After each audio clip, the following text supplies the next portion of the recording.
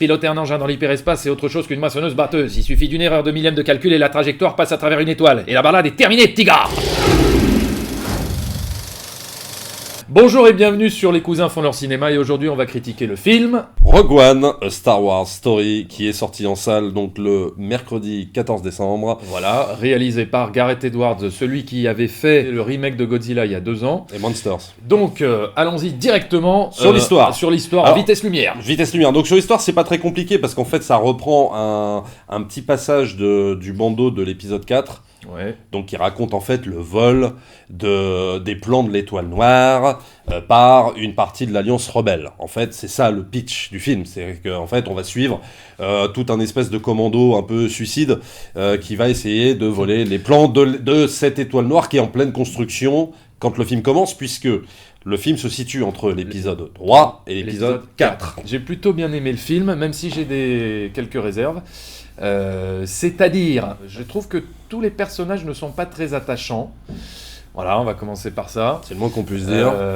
Mais en fait, j'ai beaucoup aimé justement l'aspect réaliste du film, qui nous fait en fait en croire encore plus à cet univers Star Wars. Voilà, j'ai beaucoup aimé le personnage de Donnie Yen.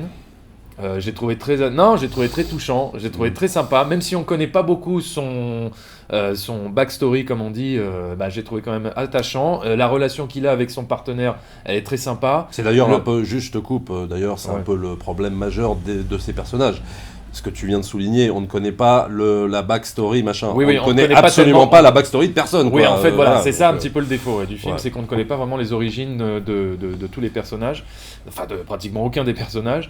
Mais dans le cas de Donnie Yen et de son partenaire, ça m'a pas trop dérangé, en fait. Parce qu'il est suffisamment touchant, de par, tu vois, le côté je crois en la force, je suis un adepte de la force, même si je suis pas un Jedi, je crois, c'est un peu ma religion, etc. Et le nouveau droïde K2SO, ça j'ai trouvé assez réussi. Il a des bons traits d'humour, donc ça je l'ai trouvé plutôt chouette. Bon, tu vas te décomposer. Allez, je vais te laisser parler parce que je sens que. Donc toi, qu'est-ce que t'as incroyable quoi. Enfin, je veux dire, je vois même pas comment on peut même aimer jusqu'au droïde. C'est-à-dire que bon, alors. Alors, j'ai trouvé insignifiant. Enfin bon, alors pour aller dans la critique, moi j'ai pas aimé du tout. Voilà, pour être très clair, je vais droit au but. Ce n'est pas ce que j'attends d'un Star Wars. Alors après, je vais pas faire non plus le trop surpris parce qu'effectivement, les bandes annonces ne m'emballaient pas plus que ça et le rendu des bandes annonces me faisait un peu peur. C'est-à-dire le côté caméra à l'épaule, film de guerre, réaliste, froid. Oui, alors à part les TIE Fighters d'un côté et des Stormtroopers de l'autre, je me disais, ouais, bof, je suis moyennement emballé. Mais je me disais, bon peut-être que c'est peut-être une impression sur la bande-annonce et peut-être qu'après, pendant tout le film, ça va s'estomper. Et en fait, ça a été pire que prévu. C'est-à-dire que le côté, justement, que tu dis réaliste, ça me rebute au plus haut point quand on me parle de Star Wars. Moi, Star Wars, j'ai besoin de décors, j'ai besoin de planètes exotiques, j'ai besoin qu'on me fasse, mais vraiment filmer même presque comme à l'ancienne, ce qu'a fait J.J. Abrams sur la veille de la Force, ce que lui n'a absolument pas fait comme ça. Ouais, mais ça, on était prévenu, qu'il voulait faire un film de guerre, vraiment, et assez différent de tout ce qu'on avait vu. Non, mais voilà, c'est pour ça que j'avais... Mais ça m'a pas dérangé, moi. Toi, ça m'a pas dérangé. Cette approche... Et puis bon, ça va, c'est pas non plus un film de Paul Greengrass avec la caméra épaule, et 24 heures chrono, quoi, tu vois, c'est bon. Non, je suis d'accord, mais ce que je veux dire, c'est que voilà, les plans de pluie, de trucs, de sombre, c'est très sombre. Là, faut le dire. C'est très sombre. C'est très sombre. Enfin, moi, ça me rebute. Non, mais je veux dire, tu me dis, voilà, tu vas voir un film, je sais pas, tu vas voir le dernier film de Mel Gibson, tu vas voir, ça va être sombre et tout, d'accord. Tu me dis, tu vas voir un Star Wars, moi je paye ma place, je vais au cinéma voir un Star Wars, putain, j'ai pas envie de voir ça. Mais vraiment pas. C'est-à-dire que c'est... Alors, les personnages, pas du tout développés, pas du tout attachants. Comment elle s'appelle, Felicity Jones, donc qui fait l'héroïne. On se demande pourquoi c'est elle l'héroïne. Je veux dire, ils auraient pu mettre n'importe quel mec à sa place, ça aurait été la même chose, tellement elle a pas de background, tellement elle est monolithique, elle est... Enfin, c'est vrai que... il y a aucune émotion qui passe. Non, c'est une bonne actrice, mais c'est vrai que... Non, enfin là, j'ai même pas vu la bonne actrice. Enfin, je veux dire, on le sait, c'est une bonne actrice, et c'est dommage parce que non, mais là, c'est un problème de personnage, c'est-à-dire que du début jusqu'à la fin du film, donc elle est triste, elle est retriste. Et il n'y a pas vraiment de nuance, il n'y a pas de... Aucune nuance. Alors que si on prend le réveil de la force avec Rey, je trouve que voilà, le personnage est beaucoup plus attachant, tu vois. Parce oui, vraiment. Elle est toute seule, mais en même temps elle est marrante, et elle se bat, et elle se truc, et voilà. Non, il y a plus de nuances dans son jeu. Alors ok, il y a le début qui est sympa. Voilà, le début, c'est ça que je voulais dire d'ailleurs. Le début est sympa, mais après... quand on arrive vers le deuxième acte, ça traîne peut-être un peu. Non, mais ça met peut-être. En fait, l'enjeu met un petit peu de temps à se mettre en place. On s'emmerde parce que les personnages, je suis désolé, l'homogénéité entre les personnages, elle y est pas.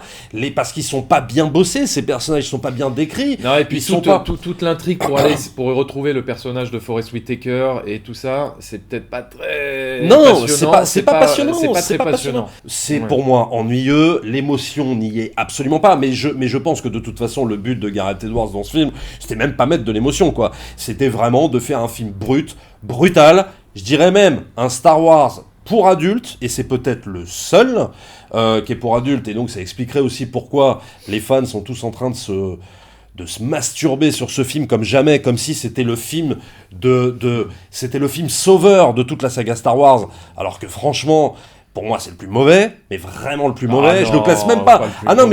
Si, moi je le classe même pas. J'ai même pas envie de le classer dans la saga. Ah non, mais vraiment pas. C'est-à-dire que pour moi c'est une traîtrise. C'est-à-dire c'est vraiment et je comprends pas cette espèce d'emballement unilatéral sur ce film. Vraiment. Non, mais justement. Alors après, on va parler des points peut-être qui sont peut-être un peu mieux, mais positif. Ouais. Point positif, j'ai envie de dire le dernier acte du film, c'est dantesque. Oui, alors Attends, ouais. Quoi on peut tempérer, parce que le dernier acte, faut que tu tapes 1h30 avant d'avoir le dernier acte. Oui, mais d'accord, mais c'est ce que je disais. La deuxième, on va dire que moi, j'ai bien aimé la première partie, toute l'introduction, la présentation des personnages, plutôt sympa. D'ailleurs, Mads Mikkelsen, moi, j'ai trouvé le personnage très sympa, très bien. La relation père-fille. Parce qu'on peut le dire que c'est le père de. C'est encore une histoire de filiation, mais qui est. Mais que plutôt. Enfin, moi, j'ai trouvé ça plutôt touchante, quoi. Plutôt touchante cette histoire. Ouais, mais. Enfin, cet aspect-là du film, on va dire c'est le seul cœur émotionnel du film. Ouais, mais alors tu vois, par exemple, tu trouves ça touchant. Moi, tu vois, je trouve que par exemple, le réussite dans le réveil de la force, c'est que Daisy Ridley a quasiment les mêmes problèmes, sauf que tu ne vois même pas tu ne sais même pas qui est le père, tu ne sais même pas tout ça, et ça te touche beaucoup plus, alors que là, tu vois le père. Mais bon, sur des choses que moi j'ai un peu plus aimé, mais attention, j'ai quand même des réserves. C'est sur on va dire le troisième acte, qui est bien réussi techniquement, je vais pas dire le contraire, même si pompé, pas mal, on va pas dire le film, mais pompé sur certaines scènes de la trilogie originale. Oui, alors ok. À partir du moment où tu as des batailles spatiales avec des X-Wing. Donc c'est pour ça que je vais pas non plus me faire le troisième acte, super. Et notamment, pour moi, les 5 dernières minutes, ou vraiment la toute fin. Ouais, la toute fin, elle est incroyable. Toute fin qui est très. Qui est sympa, qui est bien. Qui est bien, oui, parce qu'en tant que fan, tu fais. Non, elle est pas bien, elle est incroyable. J'avais envie qu'on me donne ça, mais au fond, je ne trouve que ça sert pas à grand chose. C'est-à-dire que, à part donner aux fans ce qu'il a envie d'avoir, je trouve que ça n'apporte strictement rien au film en lui-même. Voilà. Est-ce qu'on peut parler de Vador sur le... Alors on va parler de Vador. Alors Vador, il a de très courtes apparitions. Voilà, il faut pas compter sur voir énormément dans le film. Mais alors quand il apparaît, excuse-moi personnellement, mais moi, là j'ai eu des frissons. J'avais des frissons. Là, si tu veux, j'ai retrouvé le Vador qui nous faisait peur et qui était imposant, comme dans l'ancienne trilogie. Moi, absolument pas.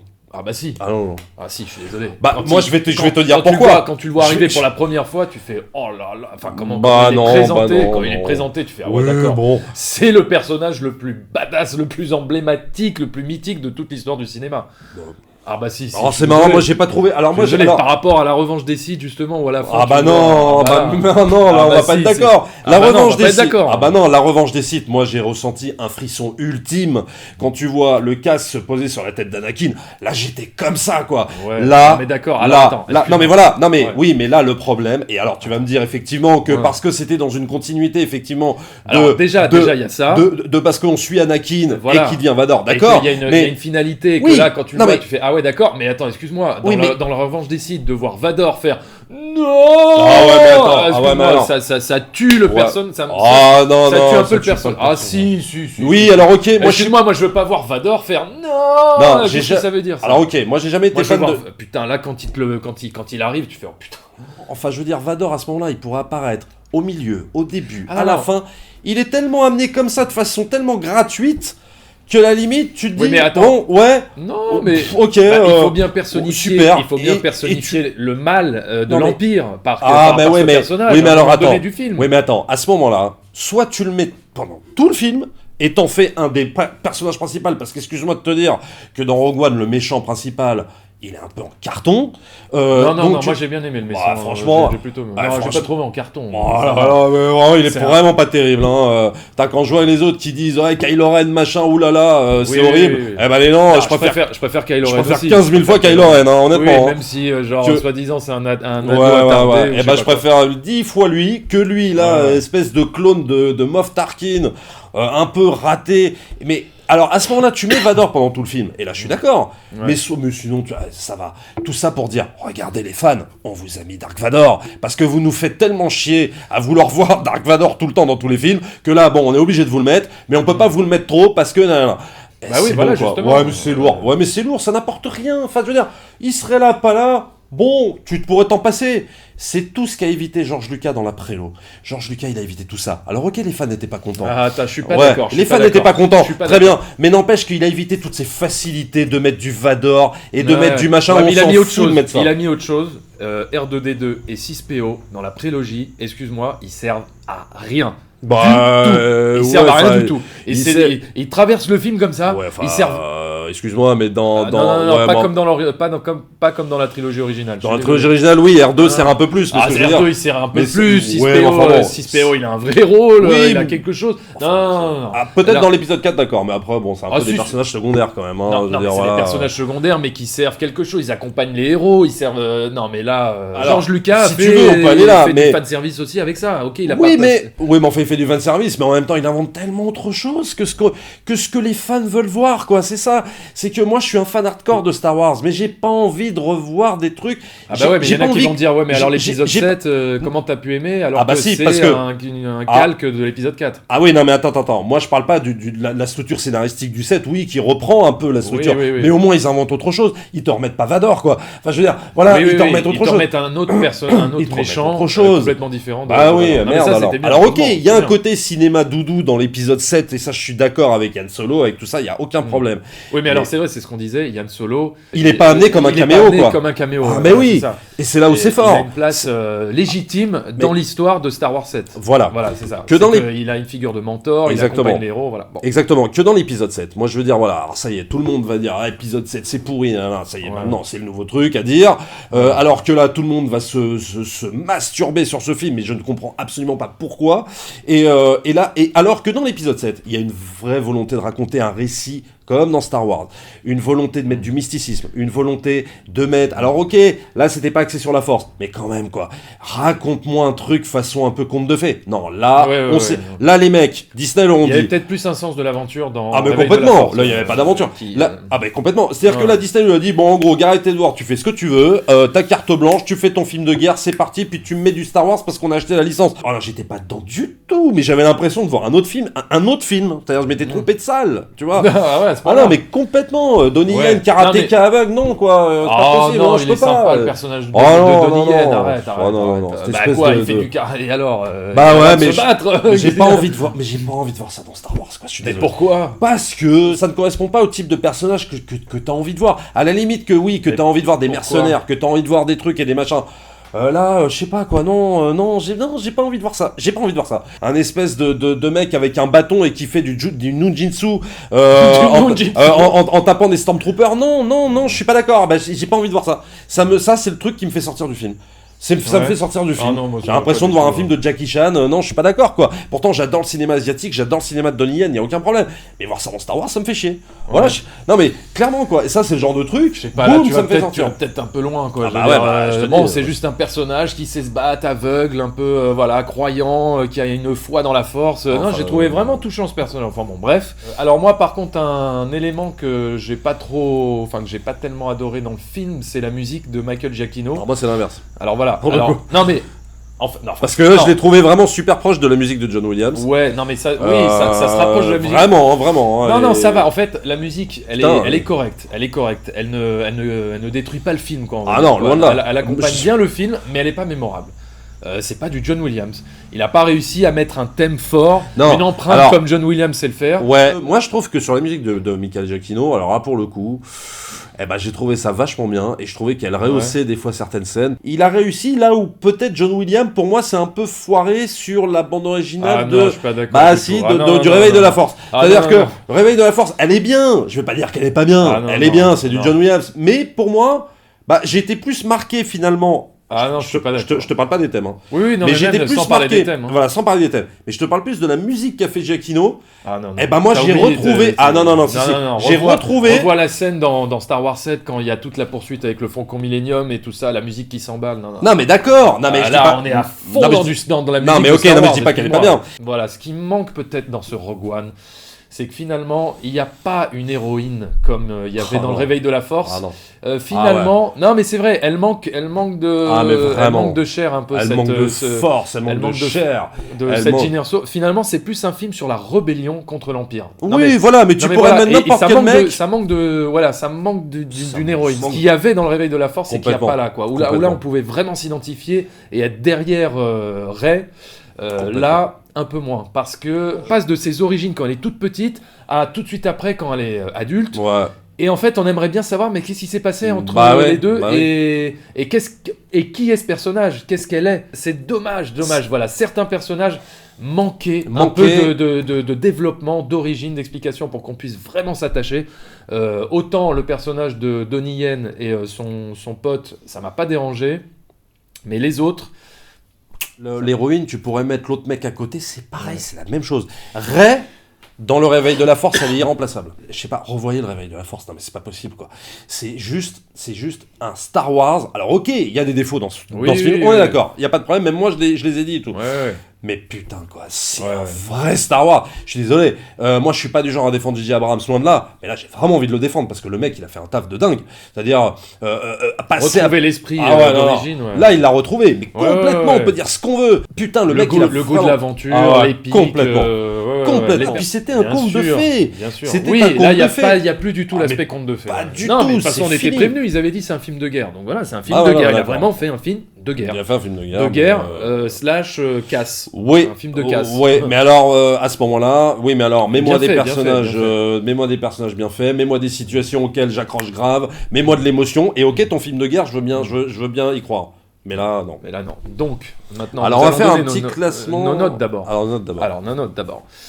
Alors, donc voilà, moi j'ai passé un bon moment, même si au milieu je me suis pas ennuyé, mais j'ai trouvé un petit peu longuet la mise en place de l'enjeu. Rattrapé évidemment par ce dernier acte qui relève le niveau et qui nous emporte jusqu'à la toute dernière image du film qui est complètement ouf. C'est pour ça que... Et puis alors les apparitions de Vador, même si elles sont très courtes, je me suis pris à chaque fois une claque dans la tronche. Moi je lui mettrais un 3,5 sur 5. 3,5 sur 5. Bon, alors moi... Voilà, moi non, j'ai pas pu rentrer dedans, c'était pas bien écrit, c'était les 2 premiers actes, m'ont ennuyé, mais alors comme jamais. Le 3e acte est bien, mais pour moi, tu regardes pas un film juste pour un 3e acte, tu ne dois pas attendre 1h30 avant de prendre ton pied, il faut que tu prennes ton pied tout de suite, ou sinon pour moi c'est pas la peine. Les apparitions de Vador, oui, ils n'augmenteront pas le ressenti que j'ai eu sur le film, pour moi c'est plus du gadget qu'autre chose. C'est pourquoi ce film, que je lui mettrai mettrais 2 sur 5. Voilà, bah oui. D'accord. 2 sur 5 parce que pour moi ça mérite pas plus. Bon, alors le classement, maintenant alors, on va faire un petit juste classement rapide. Alors on va faire un classement style télégraphique de toute la saga Star Wars. Ah, c'est-à-dire télégraphique? Non bah genre tac. Ah bon enfin... Bon ok, on va faire un classement. On va faire un classement. Alors moi je vais commencer. Bon vas-y, commence. Alors du meilleur au moins bon. Du meilleur au moins bon. Bon vas-y. Alors si on inclut donc Rogue One en fait dans la saga, parce que moi j'ai envie de pas le mettre. Oui, mais si, il va falloir que tu l'incluses. Donc, Empire contre-attaque. Plus vite. Attends, ah ouais, non, bah allez, plus vite. Empire contre-attaque, Un Nouvel Espoir, Retour du Jedi, La Revanche des Sith, la Menace Fantôme, Le Réveil de la Force, L'Attaque des Clones. Attends, je me suis pas trompé. L'Attaque des Clones et Rogue One. Attends, Le Réveil de la Force, tu le mets après la Menace Fantôme? Bien sûr. Bah évidemment. Après la Menace Fantôme? Après la Menace Fantôme, tout à fait. Oh putain. bah si. T'as pas la fièvre? Non, j'ai pas la fièvre. Je te le mets après et pour plein de raisons. Et pourtant j'adore Le Réveil de la Force, mais je le mets après. Bon alors ok, à moi alors. L'Empire contre-attaque, Un Nouvel Espoir, Le Retour du Jedi, Le Réveil de la Force, La Revanche des Sith, Rogue One, L'Attaque des Clones. Oh là là. Et la Menace Fantôme. Bon, ok, super. Bah quoi? T'en es encore au stade de faut critiquer la prélo alors que ça y est, c'est fini ce stade-là, mais bon, c'est pas grave. Bon, voilà. Voilà, donc on va voir comment le film a été reçu sur... Enfin, pour l'instant, comment il est reçu sur IMDb tout de suite. Attention, c'est parti, vitesse lumière. Il a une moyenne de 8,3 pour l'instant. Ce qui est quand même pas mal, hein. Ce qui est quand même pas mal, ouais. Mais à mon avis, ça va évoluer... À ton avis, ça va augmenter ou ça va baisser? Non, ça va peut-être baisser. Moi, je pense, ça risque de baisser. Sur Allociné, une moyenne de 3,7 par la presse. Donc un petit peu moins bien que Le Réveil de la Force. Un petit peu moins bien. Je pensais que Le Réveil de la Force avait une moyenne de 4. Je pensais que c'était plus emballé parce que quand j'ai lu certaines critiques françaises du Point, par exemple, en train de dire c'est le seul Star Wars qui est bien. Ouais. Là, tu te dis, ah ouais, d'accord. Okay. Non. Okay. Non. Et sur Rotten Tomatoes, le film, il a une moyenne de 84%, donc qui est bien, mais en dessous du Réveil de la Force. Qui avait, je crois, 92% ou un truc comme ça. Alors, donc voilà, c'est une critique qui nous a un peu divisés. Même complètement. Enfin, ouais. Bon, on se rejoint sur certains aspects, on est d'accord. Voilà, c'est pas the best movie of the year, the best movie ever of the Star Wars of the year. Juste pour dire que, moi en tout cas, j'attends avec une impatience folle l'épisode 8, parce que moi c'est ça que je veux voir. Moi. Oui, voilà, moi aussi. La suite des aventures de Rey, de Luke, de machin, tout ça. D'ailleurs, donnez-nous vite ce teaser de l'épisode 8. Voilà. Et juste pour dire tous les spin-offs, machin, Yann Solo, je ne sais quoi, hein, avec les meufs de Game of Thrones, ça, moi, ce sera sans moi. Voilà. Merci. Bon. Et ça, c'est clair. Bon, enfin voilà, fan ou pas fan de Star Wars, allez faire votre avis en allant voir Rogue One. Allez, au revoir.